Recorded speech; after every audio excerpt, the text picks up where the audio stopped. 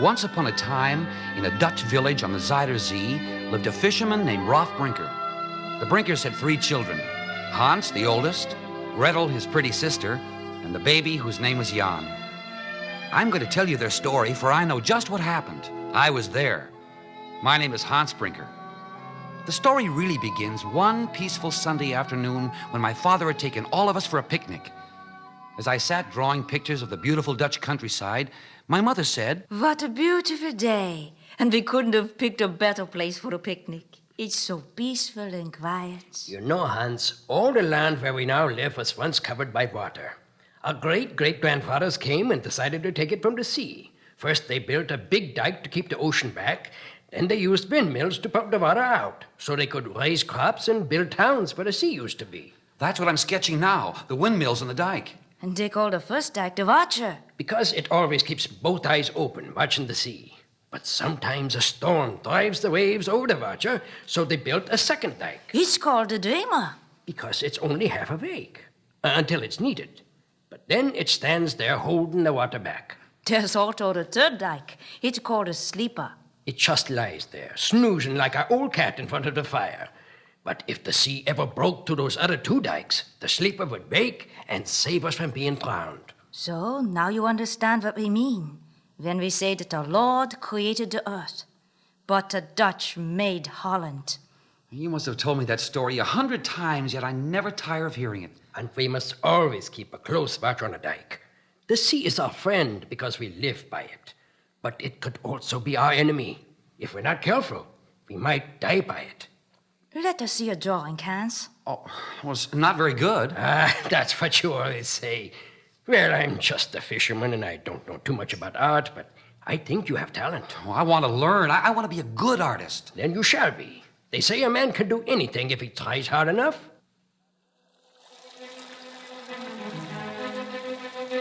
The peaceful afternoon turned into a stormy evening.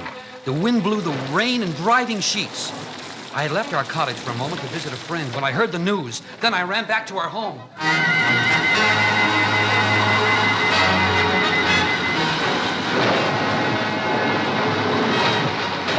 Father! What is it, Hans? I just heard that the Watcher dike over at Slaughterdam is broken and they need men to repair it. Well, I better get started. May I go too, Father? Why not? But Rolf is so young. He's the size of a man, my dear, and it is time he began doing man's work.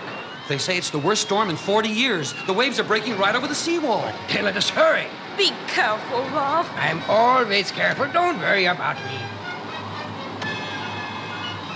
The line of men, all in oilskins, pushed sandbags against the dike.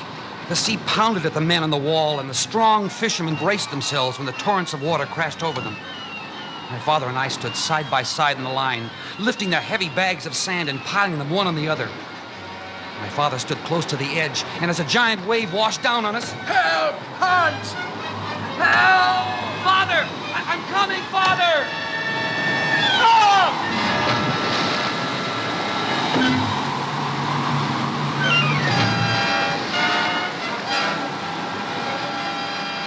I swam to my father, but he was unconscious. As I pulled him toward the line of men, their hands outstretched, ready to help us, I noticed blood on my father's face. He had struck his head on a rock as he fell. A human chain stretched from the dike into the water, and when I reached a friendly hand, I knew both my father and I would be safe. But it wasn't until we got my father home that I realized how serious the wound in his head really was. Hans? Yes, Mother? What did the doctor say?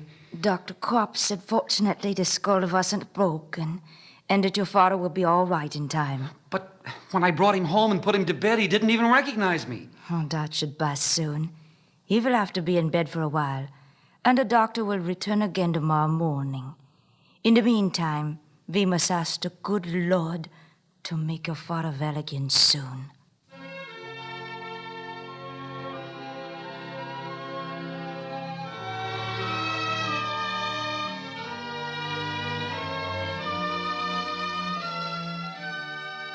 But my father did not get better.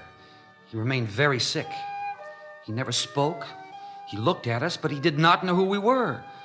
He seldom ate. He never smoked his pipe. And of course, he couldn't work. I tried to earn enough money for the family. I fished in the summer, and when winter came, I did odd jobs and delivered wood. One day while doing my chores, I met Hilda von Gleck, daughter of the burgomaster. She was my age and very beautiful. Hans, wait. I haven't seen you for a long time. How's your father getting along? Much better, thank you. He's able to sit up now. That's good. I've missed seeing you. I hope you're keeping up with your drawing. Oh, I've been much too busy fishing all summer and now doing odd jobs. Oh, you mustn't give up your drawing, Hans. But there are so many artists who are much better than I'll ever be. Oh, you're too modest.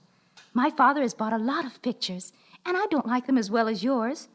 Promise me that no matter how difficult it is, you won't give it up.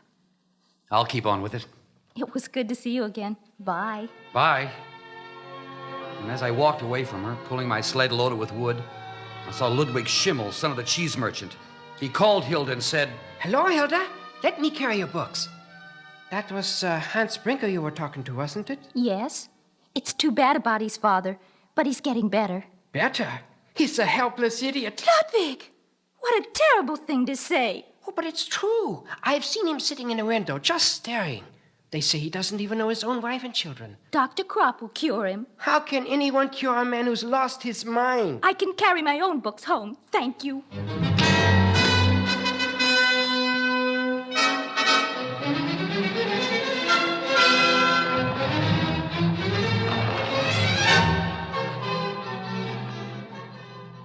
When there were no more jobs in our town of Volendam, I went to Amsterdam to look for work. Gretel went with me, and though she was successful selling her lace in the marketplace, I was not so lucky. Excuse me, do you know where I might find some work around here? Why don't you try the brewery over there? Excuse me, do you think I could get some work here? No, all I want is strong backs and weak minds. Out of the way, boy. Avoid the rush! Buy your presents now for St. Nicholas Day. Do you know where I might find a job? I'll do anything. Sorry, I can't help you. Avoid the rush! Buy your presents now for St. Nicholas. Good day, Captain. Good day. Need any hands? Sorry, all filled up, Sonny. Can I do some work? Don't bother me now, boy. It was Hilda von Gleck who brought me the good news. Have you heard about the village skating competition on St. Nicholas Day? No. Anyone 18 or under can enter, and the winners will represent our village in the big race next month. Is that the one with the prize of the real silver skates? Yes, and this year there's 300 guilders, too, for the boy who wins it. Oh, Hilda, this is the miracle I've been waiting for. But remember, even if you get in the finals, you'll be up against the best skaters on the whole Zuyder Zee. Oh, I know I can beat them. But you only have wooden skates. With steel skates, you could go so much faster. Well, that's all right. No matter what kind of skates I have, I'm sure I can win the race.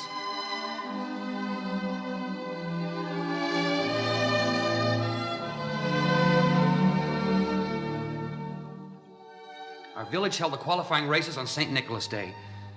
I didn't win the race, but I placed second, good enough to enter the final competition on the Zuyder Zee. And I learned one thing. My wooden skates slowed me down too much. I would definitely need steel skates to compete with the swiftest skaters on the Zee. But how on earth could I get them?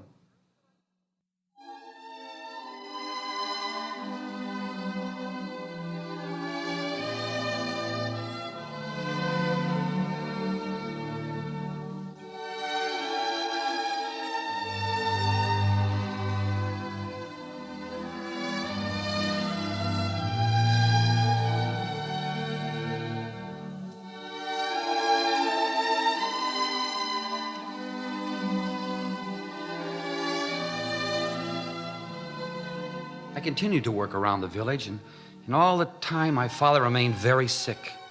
Then one day I saw Captain Jansoen, who told me to look up a Dr. Bolkman in Amsterdam. The doctor had saved the captain's brother when everybody else had failed. So the next day I went to Amsterdam, and this time I took some sketches I had done. I hoped to sell them. While passing near the street of the art dealers, I saw a man sitting behind an easel painting. I looked over his shoulder. Well, what do you think of it? Wonderful, sir. I've never seen anyone using oils before. Is it difficult? Yes, at first. Are you an artist, too? I hope to be someday. Now I only draw with a pencil. Oh, may I see one? Not bad. There's a strong feeling for the land here. Is this your village? Yes, sir. I suppose you've come to Amsterdam to sell them. If anyone would want such plain sketches. Oh, the old masters often worked in black and white. Come, I'll introduce you to a friend of mine who has helped a lot of new artists to get started, including me. He can display your paintings, and if he sells one, you can give him a commission. Oh, that would be wonderful. I don't know how to thank you. You've been so helpful, and I don't even know your name. Franz Rysdale.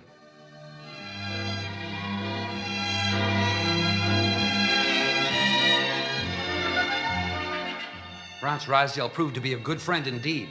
He introduced me to Citroën, the art dealer, who accepted some of my sketches. Then he showed me the way to Dr. Boekman's house. A maid answered the door. Ja, Is Dr. Boekman here? What is it, Martha? Doctor, this young man. Didn't I tell you I was not to be disturbed? But, sir...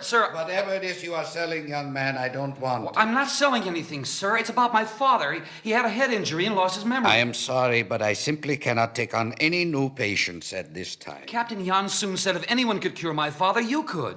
Oh, yes. I cured Jansoon's brother. Very interesting case. Amnesia. Oh, you must come. You see, certain people in the town want my father locked up in an institution. They call him an idiot. You are very persistent, boy. Martha, prepare the carriage. We will take a look at your father. What did you say your name was? Brinker, sir. Hans Brinker.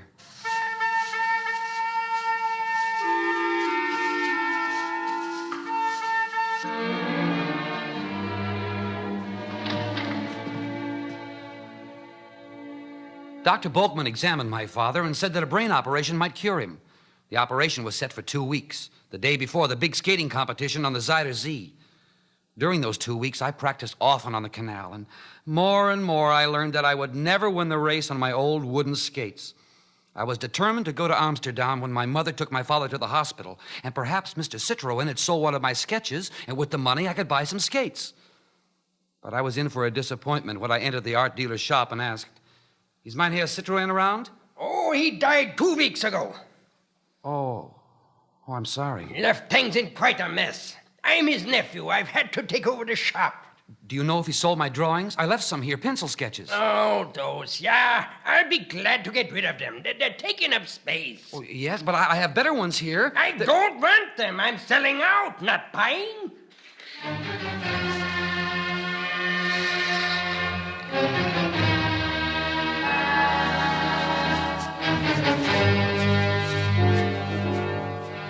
I left the store, and as I walked away, I passed a cripple leaning on a crutch. I walked on down the street, and a moment later heard, Stop, thief! I hurried back to the art dealer's shop and asked, "Are you badly hurt?" That cripple, he stole my money and ran away. Stay here. I'll go after him. No, wait! As I ran after the cripple, I could hear the clerk shout, Please stop those two. That man and that boy, they're in league with each other. Stop them both. I didn't have time to stop and explain. I chased the beggar down the street. He turned into an alley. I followed. He darted along the canal and then leaped over a wall.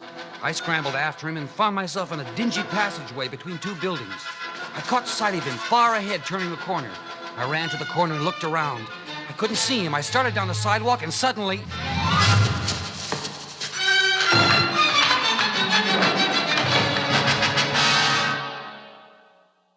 It was dawn next day when I awoke. I was groggy and I was stiff and sore from sleeping in the cellar where I'd fallen after the thief ambushed me and hit me on the head.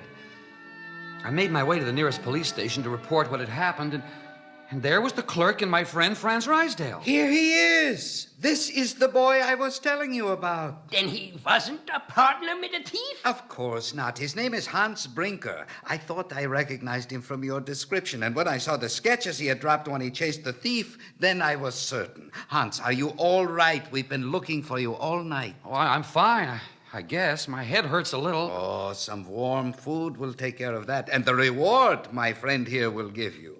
Reward? Yes, you slowed down the thief enough so that the police were able to catch him 2 hours ago, just before he was about to ship out on a freighter. That's why we're down here, to identify him. Well, I'm glad you caught the real thief, but I don't need a reward. Of course you do. Would 5 guilders be enough?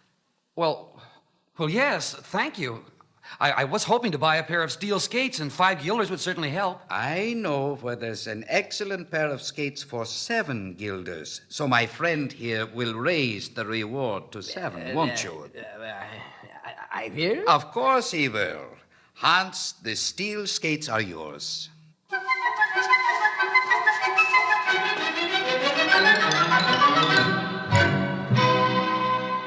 We bought the skates as soon as the shop opened, and Franz took me to the starting line of the race. As I adjusted my new skates, I heard the judge say, You will begin a long-distance race of 26 miles across the Zuyder Zee to Amsterdam and return. I expect every one of you to finish, whether he wins or not. Oh, Hans! Oh, I'm so glad you're here. I was worried about you. Are you all right? What happened? I'll tell you after the race, Hilda. That is, after I win the race. Oh, I know you'll win. Good luck. Starters, take their places. You will begin at the sound of the horn. After that, everyone for himself. And may the best Hollander win.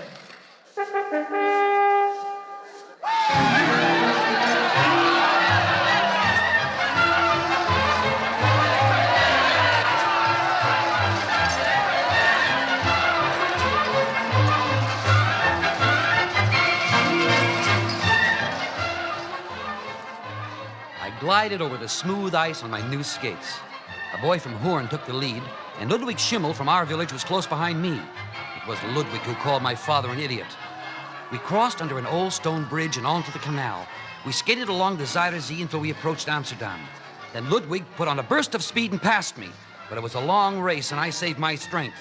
On a bridge near the hospital stood my mother.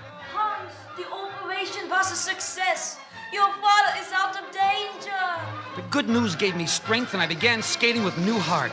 As we raced under the Royal Bridge, I put on speed. I neared Ludwig, and he suddenly veered into me, sending me sprawling across the ice on my stomach. Why don't you learn to skate, Brinker? When I picked myself up, all the boys were ahead of me. But as we skated onto the Zuyder Zee again, I began passing them. Ludwig was now in the lead.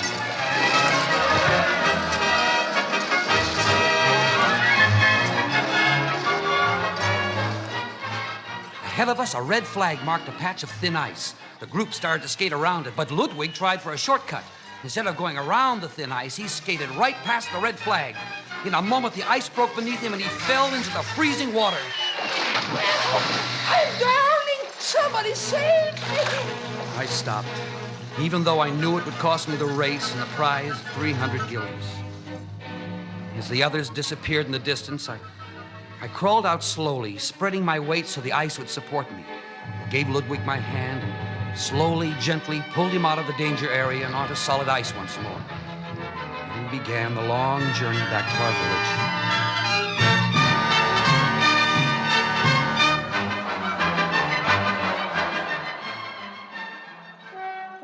Hans, you and Ludwig are the last two to finish. What happened? Well, no, let me tell it. It was all my fault. I tried to take a shortcut across the thin ice, and it wouldn't hold me. Hans pulled me out. He saved me. And Hans, I'm sorry. Sorry for everything.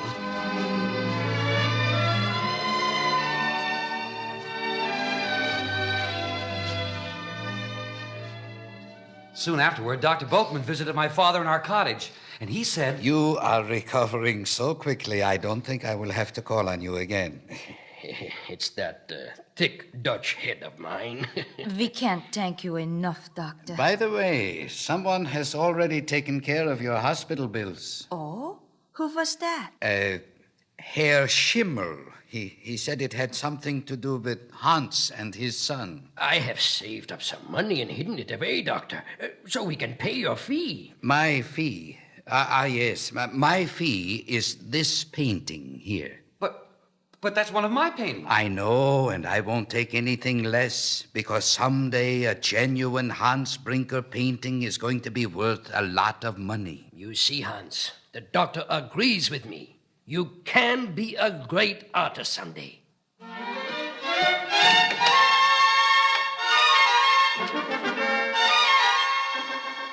Well, that's the end of the story. I didn't win the race, but we won far more.